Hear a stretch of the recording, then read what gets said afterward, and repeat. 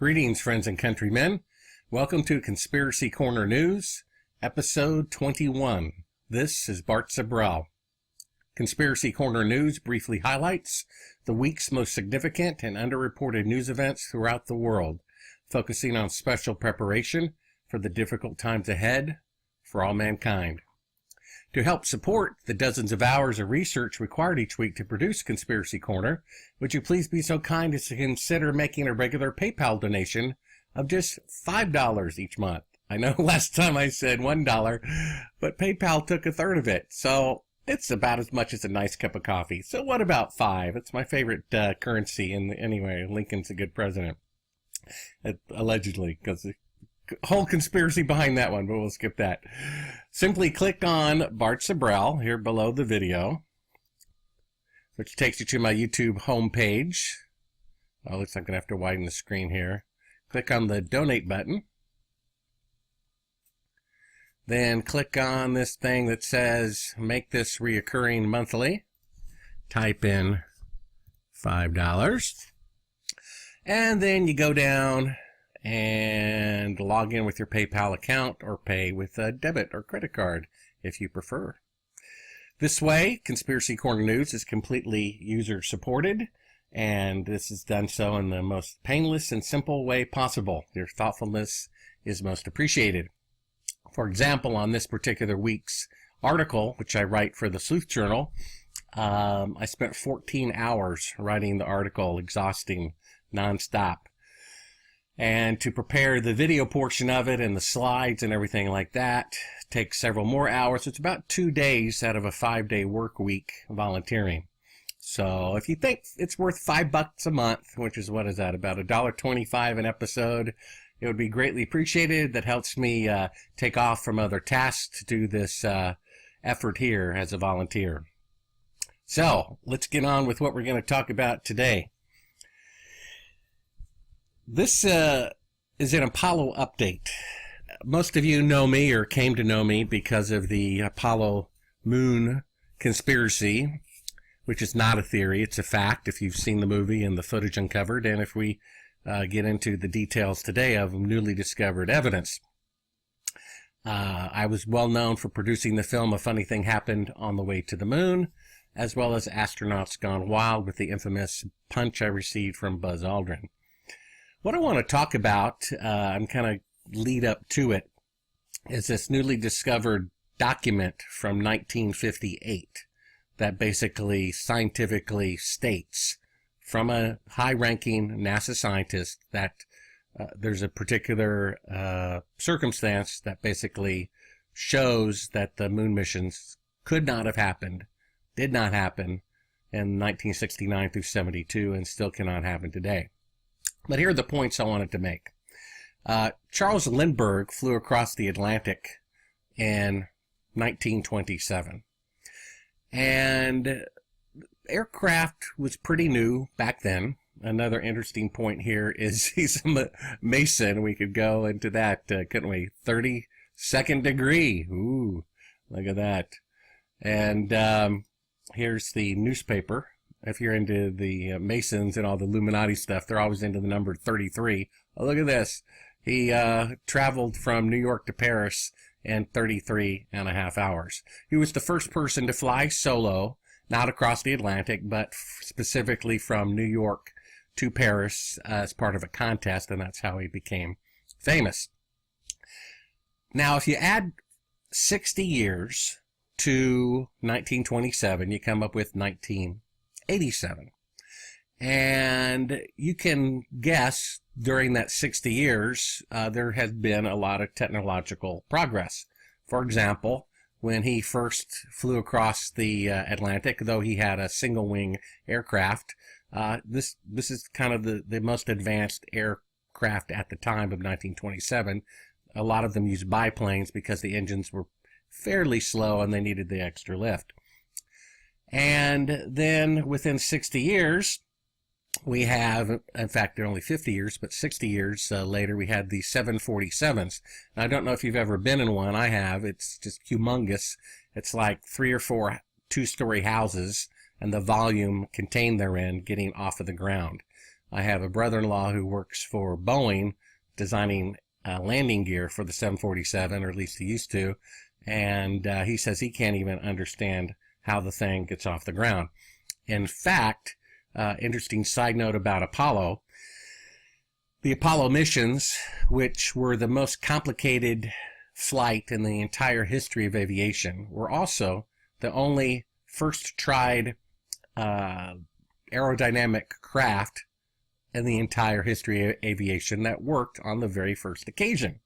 So not only is it the most complicated mission ever attempted, the lunar module had never been flown, and it worked completely perfectly. That has never happened before in the entire history of aviation. From, the first Wright brothers flight, they took them several attempts to get off the ground until today. In fact, the 747 took nearly 2 years longer to develop, with 10 years more advanced technology than the Apollo rocket, which took about 8 years to develop in the 1960s. This took another 2 years to develop, with mostly 70s technology, and when they rolled it out, it could not lift off the ground.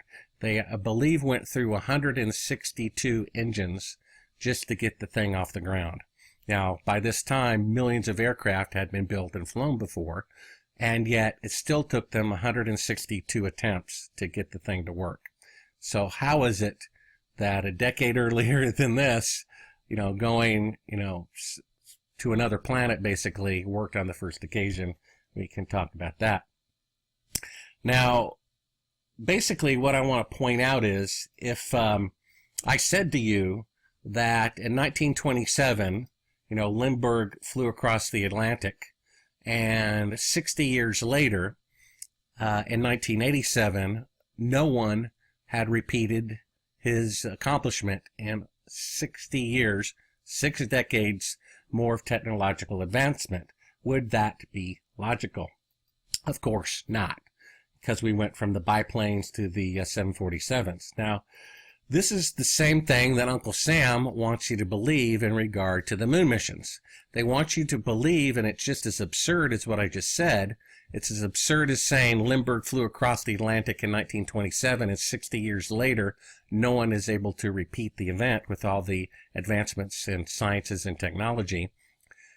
The federal government would have us believe that they went to the moon on the very first attempt with 1960s technology, and the earliest anyone is slated to, quote, return to the moon is 6 decades later. If it doesn't make sense with Lindbergh, it doesn't make sense going to the moon. We know that technology does not go backwards. In fact, every year things are produced exponentially faster and more efficiently and cheaper than the year before. So just as absurd it is to say that, 60 years later, no one had yet flown across the Atlantic. Obviously, they've gone way past that.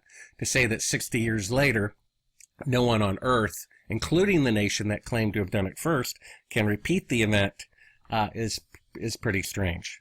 Now, here in the 21st century, NASA has, and the military and some private space contractors have had at least a dozen catastrophic failures in the last 16 years, simply trying to put a payload into Earth orbit.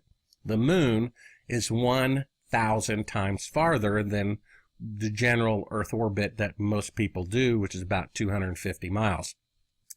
Now, if you had a globe, generally one of those 1-foot globes, you can, we'll look at this NASA here as the globe. It would be basically equivalent to a 1/2 inch above the globe. That is as high as the space shuttle flies. Simply 1/2 inch above the globe. In fact, you can see a picture here that, the land is pretty visible and quite detailed underneath it because it's only 250 miles up. Now, you can just pick any destination, from you that's 250 miles away, which is about 350 kilometers, and realize that that's as far as the most advanced manned spacecraft can do today. And yet they claimed to have gone 1,000 times farther with 1960s technology.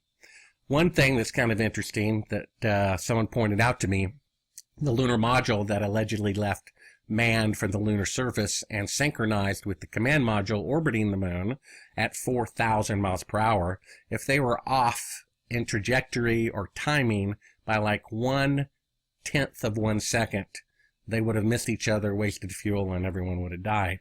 And a Walmart watch that you can buy for $10 has more computing power than the entire Apollo program did, all the spacecraft and the command center. So to say that they were able to pull this off, coming up on 50 years ago and cannot repeat it, according to them, for another 10 years with 1960s technology, but it cannot be done today, that's really, one of the things to consider.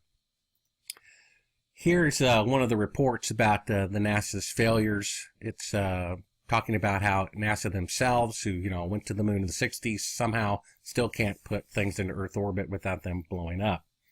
Now, most people are not aware, they don't really think about outer space or the details about cosmic radiation or things like that, but the Earth is surrounded by a radiation field. Now, the radiation field is caused because the Earth's core is iron, which creates a magnetic field. The magnetic field traps solar and galactic radiation around it, and it has been there since the creation of the Earth, however long you believe that to be. So, as you can see, it's these very thick layers of radiation that surround the Earth. Now, one thing to point out, I'm going to try to find this still here, is that every manned mission in the entire history of flight from the United States, China, the Soviet Union, they all have been right at about here, at about 200 to 250 miles below the beginning of the radiation, and it starts at about 1,000 miles up, and it extends, now they believe, about 30,000 miles thick. The only time humans are said to have gone through this brick wall of radiation is to the moon. They'd have to go through it to reach the moon. And that's what these new papers that are uncovered from 1958 will reveal. Now, the Van Allen belts were discovered by a gentleman by the name of Van Allen. Let me find his picture here. He's so humble to name the radiation belts after himself.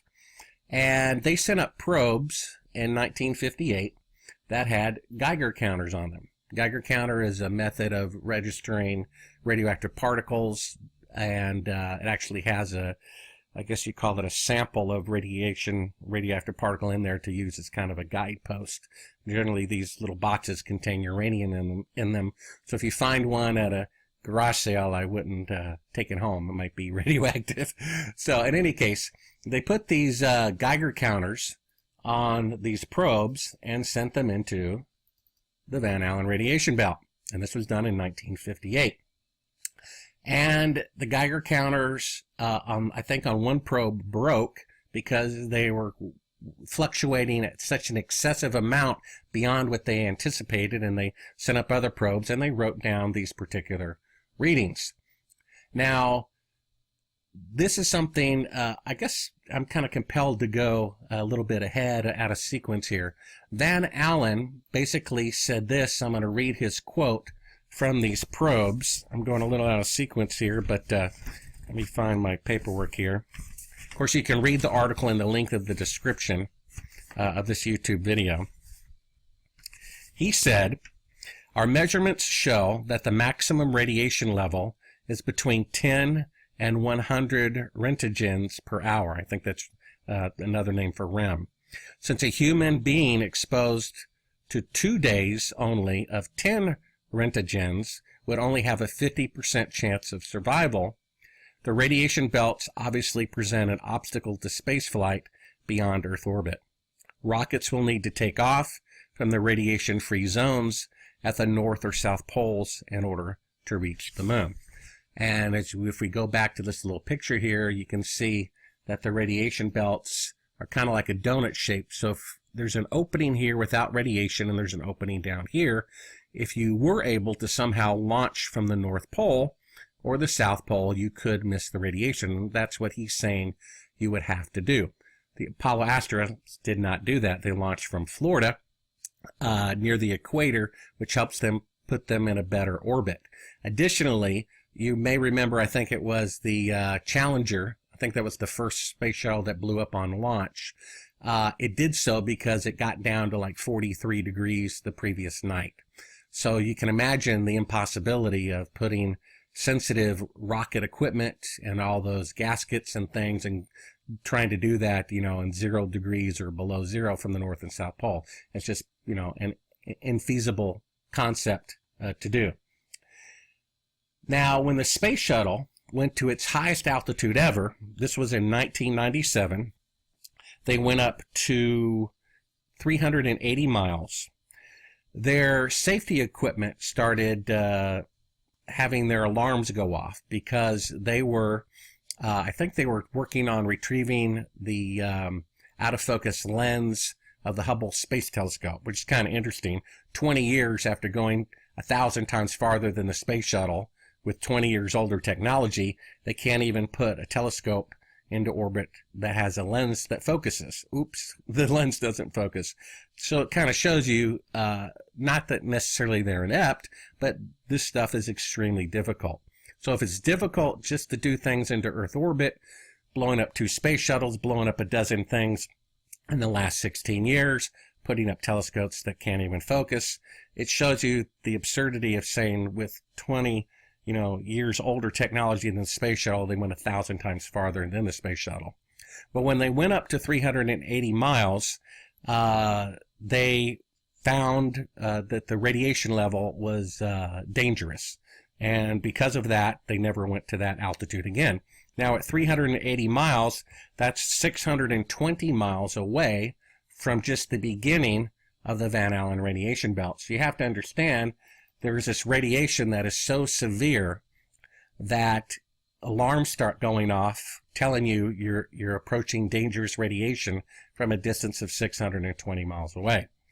CNN caught the story and they said this, word for word: the radiation belts surrounding Earth are more dangerous than previously believed.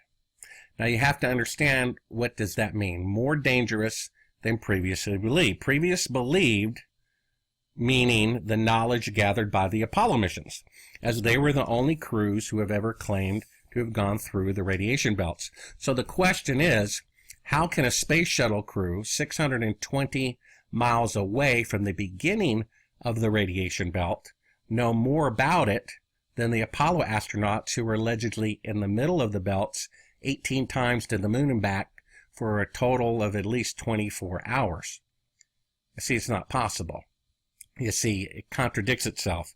Again, CNN reports that the space shuttle crew said that the radiation belts are more dangerous than previously believed because when they got to about 130 miles higher than the space station, which is about 380 miles, they found it still too dangerous of a height because of the radiation. They descended to a lower altitude.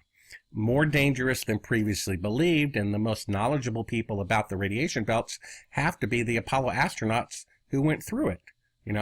9 times orbiting the moon and 9 times back, a total of 18 times in it for more than an hour each way, totaling at least 24 hours. So how can the shuttle crew be making discoveries about the radiation belts from 620 miles away that the Apollo astronauts did not make when they were in the middle of them? That itself is, indirect, a little bit evidence that the Apollo astronauts did not go through the belts. Otherwise, this would not be a new discovery to the space shuttle crew, even when they're, just approaching the belts. Now, in my film, a funny thing happened on the way to the moon. Here's our little logo on the cover. I guess I should have pulled out a picture of the DVD, but this is on the DVD cover.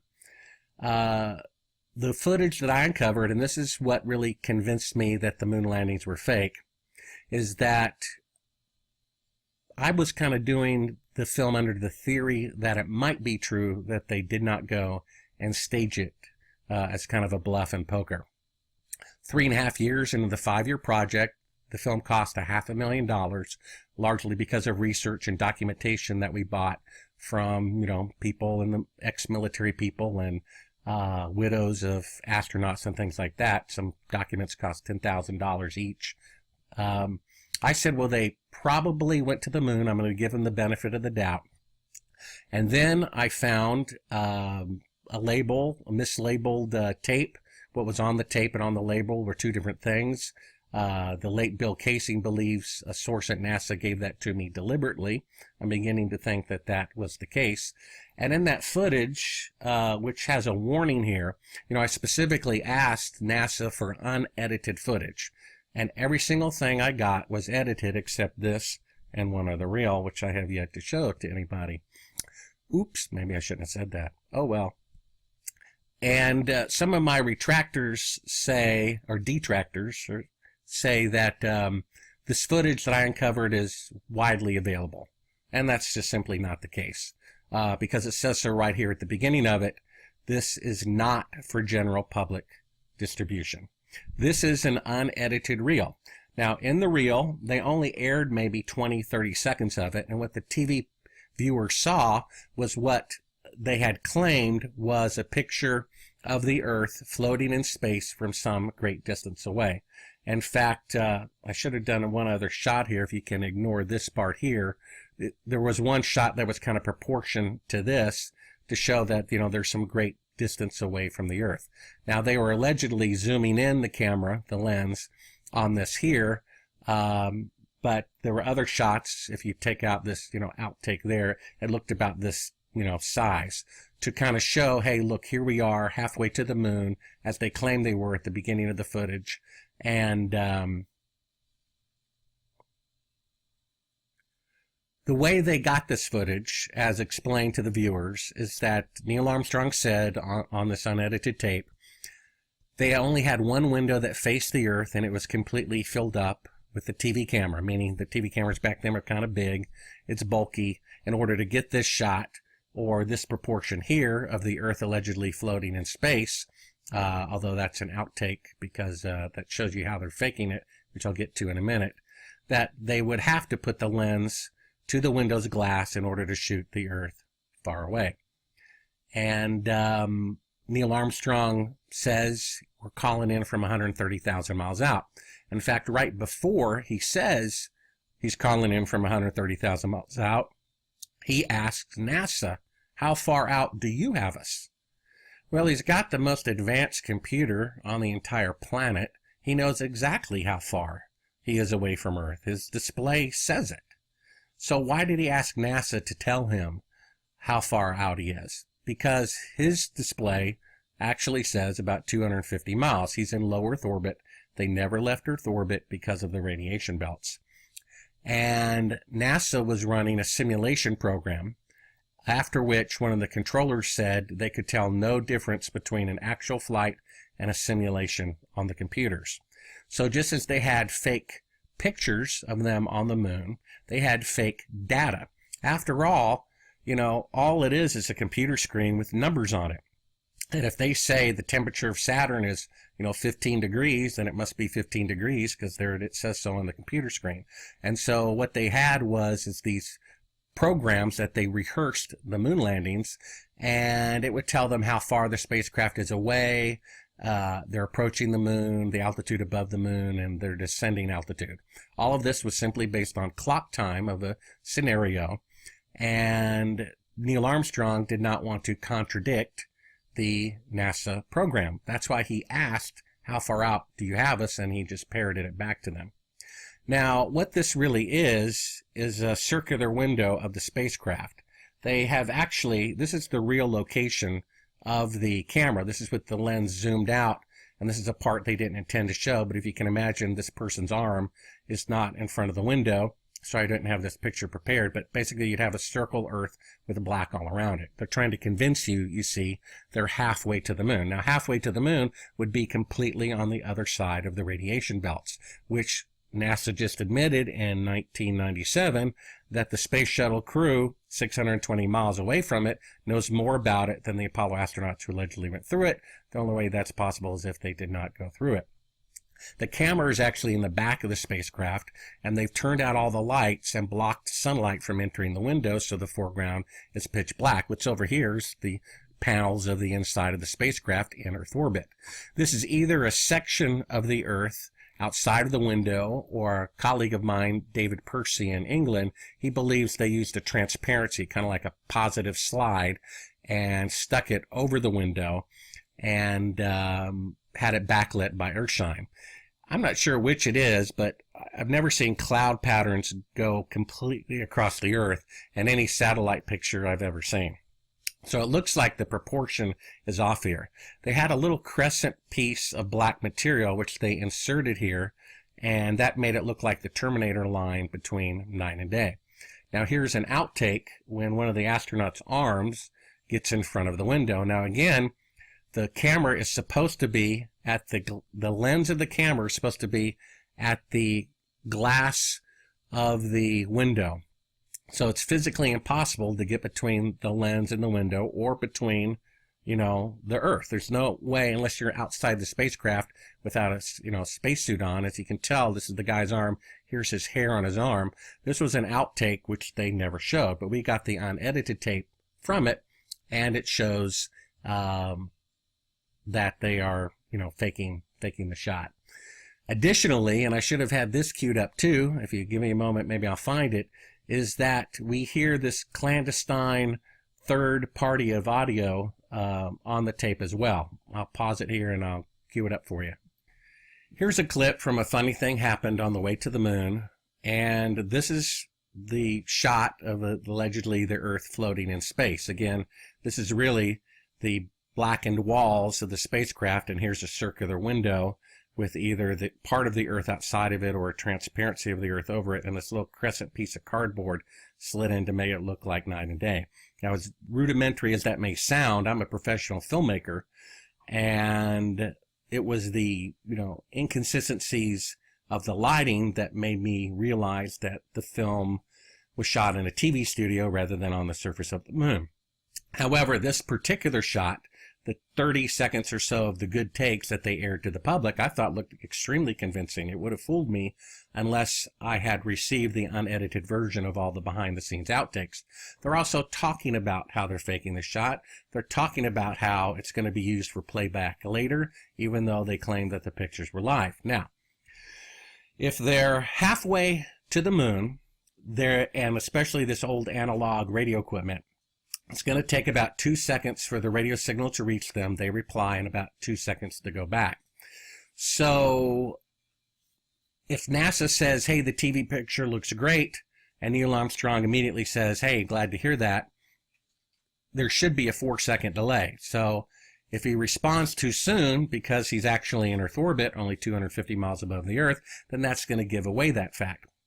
So he had apparently an earpiece in with a private channel of audio from the CIA or whoever, who counted off on a stopwatch. NASA would ask him a question, 4 seconds would go by, and at the beginning of this tape, they left that third microphone on, and you hear someone say, talk. It's crystal clear from being recorded wherever the tape is being recorded, somewhere at some secret base on Earth. It's not a radio EQ like NASA or like the astronauts. Now, according to NASA, there's only 2 people on this channel of audio, and that's obviously false. Another of my retractors says not only is the footage widely available, which is a lie, because we just showed you a warning at the beginning of the reel saying do not show to the public. This part that I'm about to show you, the audio of the CIA or whoever, they edited out.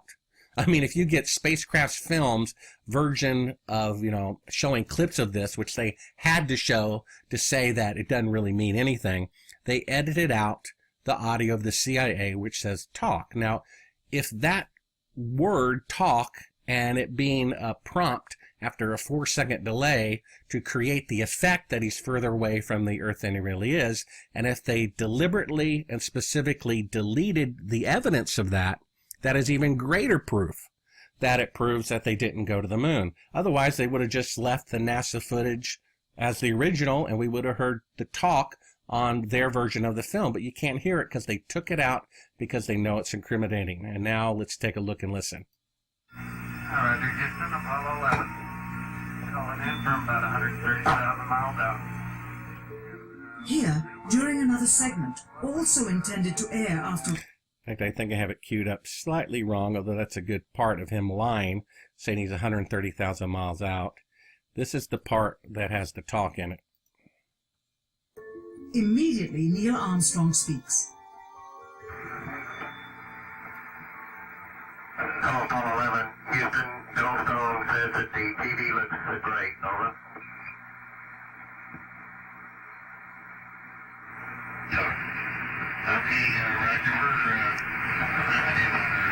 So you can tell there's one party, which is NASA. There's another party, which is Neil Armstrong. And there's another party, which is talk. And again, they're counting off 4 seconds on a stopwatch. He hears them privately in his earpiece. And after he is given the okay to reply to the answer, he then speaks. Because if he replied immediately, which he could have, it would give away the fact that he's, only a couple hundred miles away from the Earth instead of 130,000 miles, as he just claimed. Let's look and listen again. With the behind-the-scenes trickery to respond. Moments pass, and the oversight is picked up on by the clandestine third party, who quickly prompts them with talk. Immediately, Neil Armstrong speaks. Call Apollo 11. Houston, Goldstone says that the TV looks great. Over.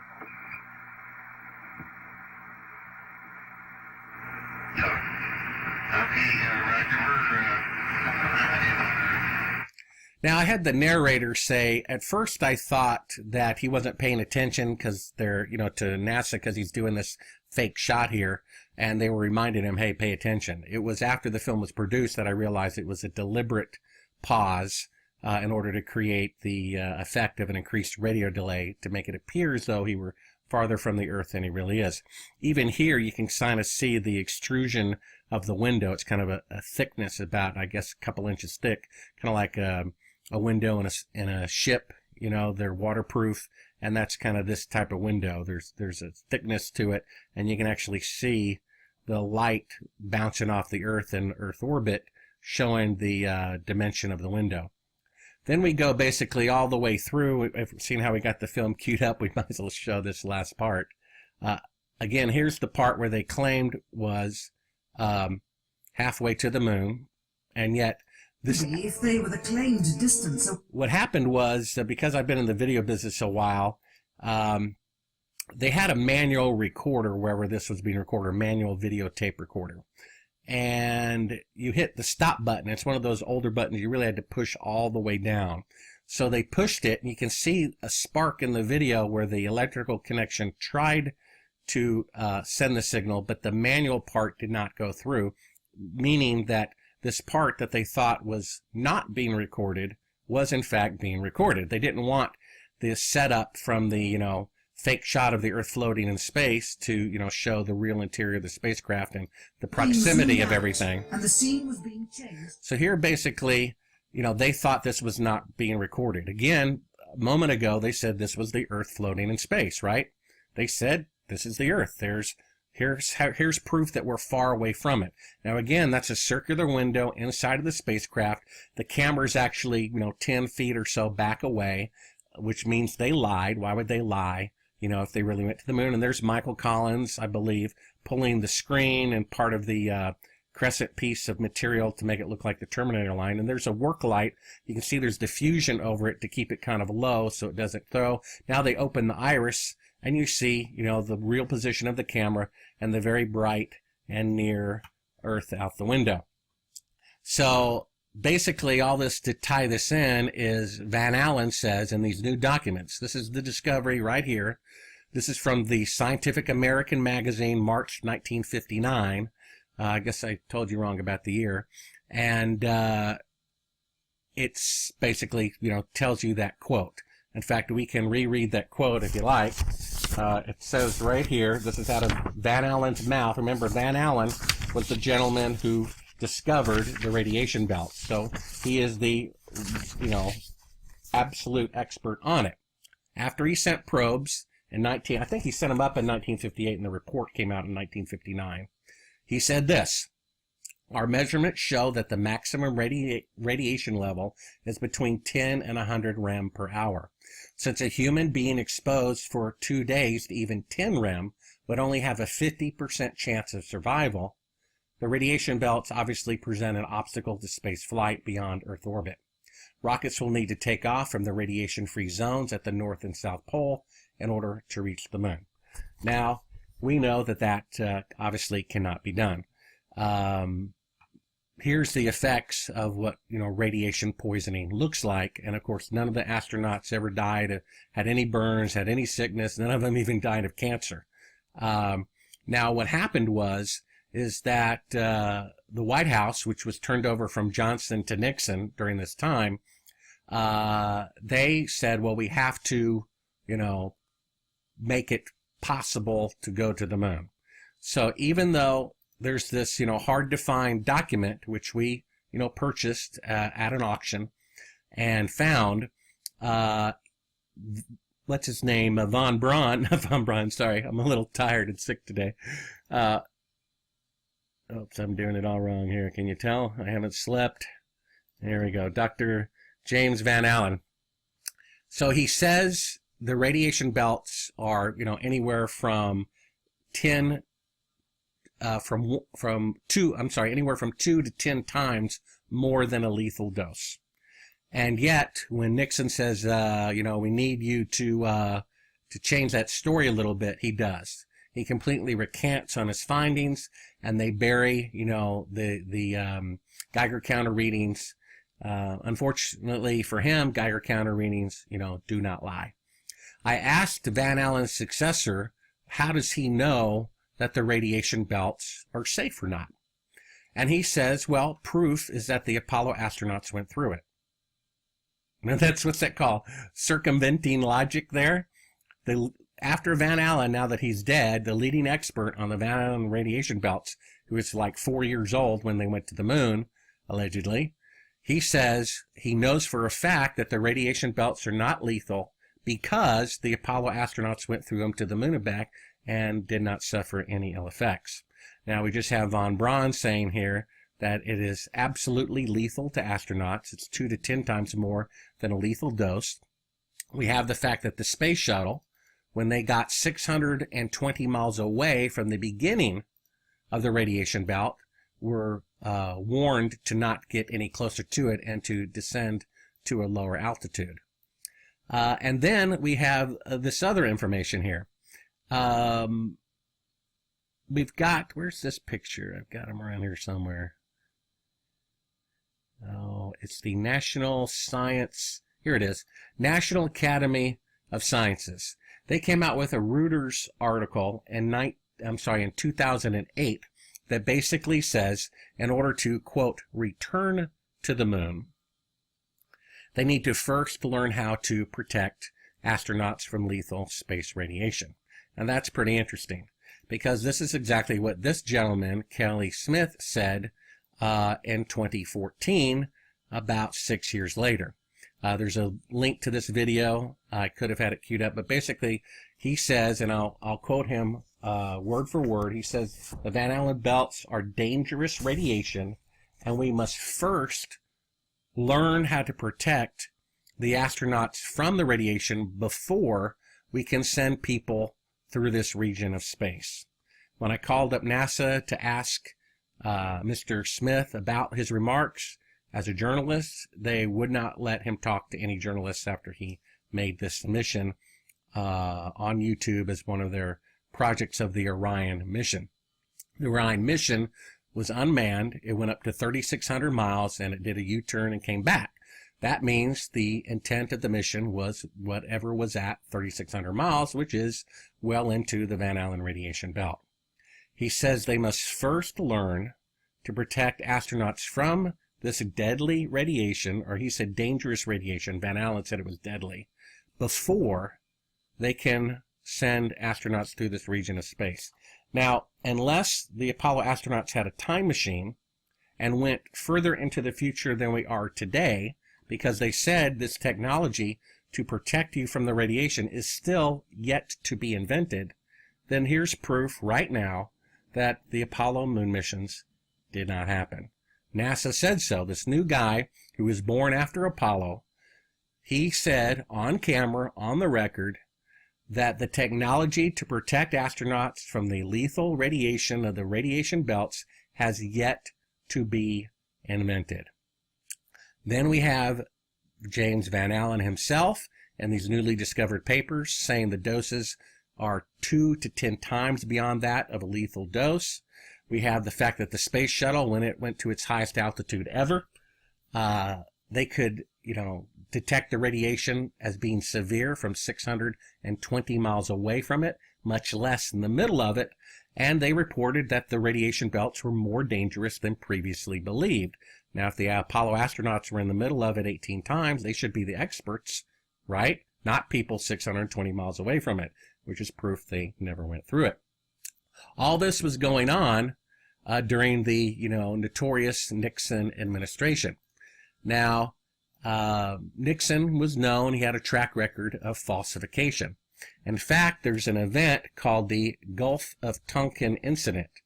It later came out in I think it's the Senate Committee on Foreign Relations, that the CIA, the NSA, and Defense Secretary Robert McNamara completely staged an attack by North Vietnamese on the United States in order to get people mad at North Vietnam and demand that we, counterattack because, of this offense. In fact, here was a poster from that time. It says, blast them back to the Stone Age because they attacked us first. The fact is, this gentleman, as well as the CIA director and the NSA director, admitted, albeit several decades later, that the entire event, which started the Vietnam War and killed tens of thousands of Americans and maybe 1 million Vietnamese, that event, which got the public interested in the war, was completely contrived. And so here we have, during that same moment in history, Tricky Dick Nixon, and the people are protesting against the war. They had signs like this: "My son was killed in Vietnam, for what?" And so Nixon said the greatest threat to the United States was actually civil unrest about the unpopularity of the Civil War. So what better way to have a pep rally than to have something positive to think about? Now, that's the unique thing about the moon landing conspiracy, is that it's the only conspiracy that I know of that is positive. I mean, whoever killed JFK, he's still dead. Whoever did 9/11, 3,000 people are still dead. But trying to tell somebody that this glorified event that they, pin their, academic credentials on or patriotism on, that it was completely falsified, is like telling them that their team that just won the Super Bowl did so by cheating. They're ready to punch you in the face, which is really interesting. If you think about it, people have differences of opinions all the time. I like this team, I like that team, I like this, political party, I like this one.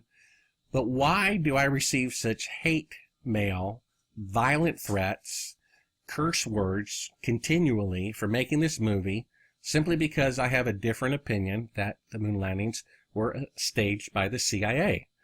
The fact that you get this foaming at the mouth, retaliation against simply a point of view, to me says something doesn't smell right about the event.